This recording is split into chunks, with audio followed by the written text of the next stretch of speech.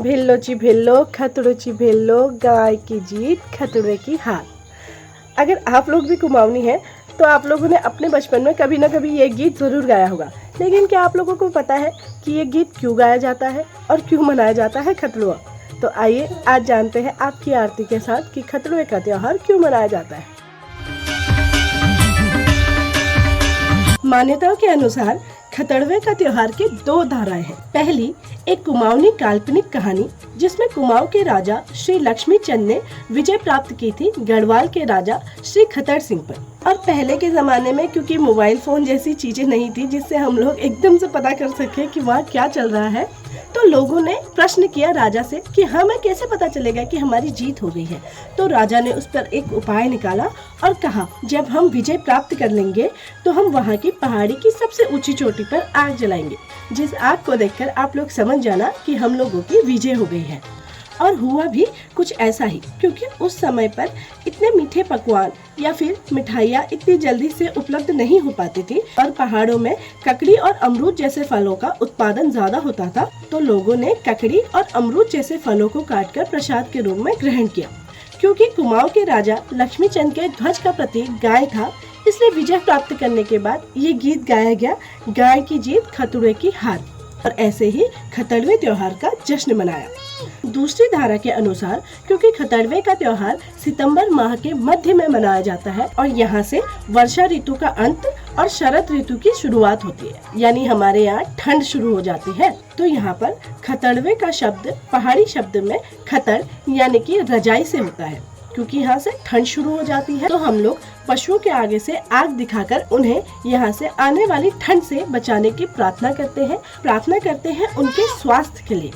लेकिन इन दोनों कहानियों में एक बात सिमिलर है, वो ये है कि पहाड़ों में ककड़ी अमरूद जैसे फलों का उत्पादन अत्यधिक होता है और खासकर ककड़ी वर्षा ऋतु में काफी ज्यादा पहाड़ों में पाई जाती है।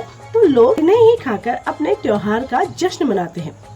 अब आप लोगों को इन दोनों में से कौन सी कहानी सच्ची लगती है ये आप मेरे कमेंट बॉक्स पे लिखिए। और मैं तो कहूँगी पहली कहानी है, क्योंकि हम है कुमाऊनी, घर से भी दिल से भी। अच्छा एक और बात, आप गढ़वाली हम कुमाऊनी, छोड़ो ना हम दोनों पहाड़ी। न सिर्फ गढ़वालियों को चढ़ाने के लिए, लेकिन ये पर्व आप अपने घर में जरूर मनाएं, क्योंकि मान्यता ये भी कहती है खतड़वा जलाने के बाद उसकी आग से अपने घर की नजर उतार के सारी नकारात्मक शक्तियाँ दूर भाग जाती हैं। और ये भी मानना है कि इसकी आग दिखाकर बूढ़े बच्चों को उनकी लंबी उम्र की भी कामना करी जाती है। ऐसे ही कई कहानियों के साथ मैं आरती फिर मिलूंगी आपसे, तब तक के लिए पहला प्रणाम, नमस्कार। सच बताओ, क्या आज तक किसी गढ़वाली को आपने खतड़वे का त्योहार मनाते हुए देखा है, चाहे पशु के स्वास्थ्य के लिए ही, पर देखा है? नहीं ना, हमेशा कुमाऊनी ने ये त्योहार मनाया है। तो हम कैसे कह दे कि दूसरी कहानी सच्ची है? तो पहली कहानी ही सच्ची है। भिल्लो जी भिल्लो खतड़ू जी भिल्लो, गाय की जीत खतड़े की हार। माफी चाहती हूँ गढ़वालियों।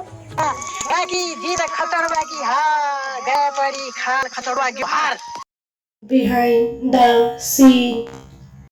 तुम गढ़वा, अच्छा आ रही हो बेटा। वर्षा ऋतु का अंत, हाँ बेटा आ रही हूँ। कैसे बनती है वीडियो? आ रही हूँ 2 मिनट दे दो बस। जैसे कि मैंने पहले बताया कि पहाड़ों में अमरूद और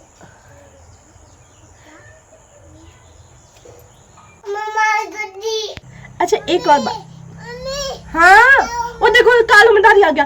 कालू मदारी आया, कालू मदारी आया, काला अपना भालू लाया।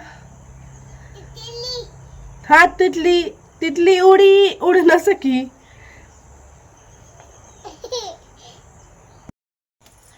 अच्छा एक और बात, न सिर्फ गढ़वालियों को चिढ़ाने के लिए, देखो तुम गढ़वाल।